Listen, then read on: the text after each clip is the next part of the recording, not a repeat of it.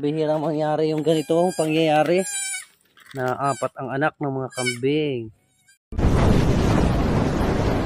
Ayan guys, at nandito tayo sa aming sagingan at umanak na raw yung aming kambing. Grabe.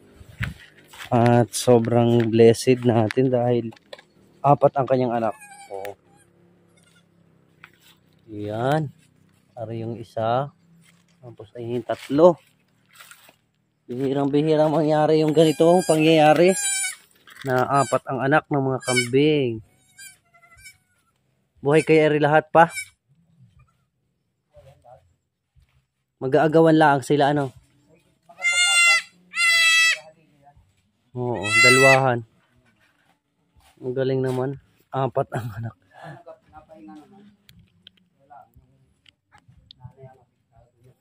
Payat ang nanay na rin. Apat ang masuso.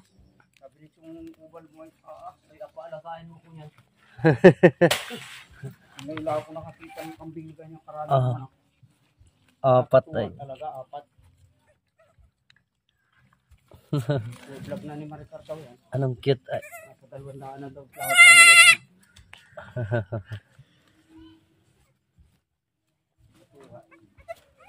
Tatlo na yan. Tatlo na dati ang anak na rin. Nagtatlo na ng anak. Yan yung kay Tita Jun mo. Oo. Tatlo ang anak nung una. Bago ngayon apat. Ang galing naman na rin. Oo, ay ganda nga lahi. Namatay lang bra ako niya. Nabigti. Katuwa lang din. Ayo. Katuwa ko, blessing sa ako ito. Ang buhay ko. Tatlo, talagang meron. Tatlo, pero yung apat ay yung ngayon lang. Kumanda ng puso ng nag-aalaga ko ganyan. Isipin mo yan, ang bilis mo makarami. Ay oo, apat agad eh. Samantalang. Ha? May ilan ang anak na rin? Buhay ang mga anak na rin, kambing na rin? Nakaliwan yung may mga bansaliin. Yung may mga Kuntel?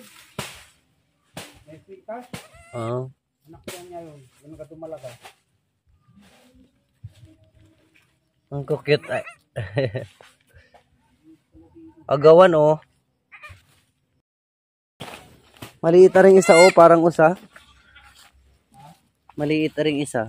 Iri oh. Pero makakahabol naman ito. Uy.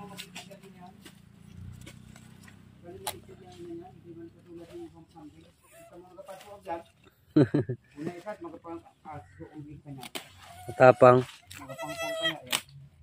Ilan ang babae? Ang ano, isang barako. Ang galing na rin kambing na ari.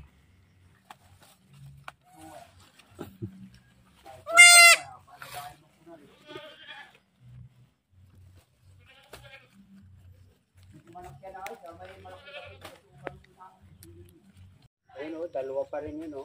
At bukod dun sa apat ang anak, ay meron pa pala din bagong anak yung kambing ni Papa. 2 piraso din. Obo naman. Anong lulusog mga idol oh.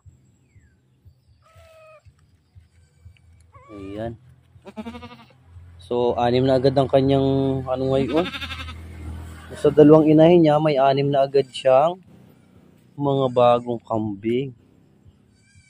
Wow. Sana all.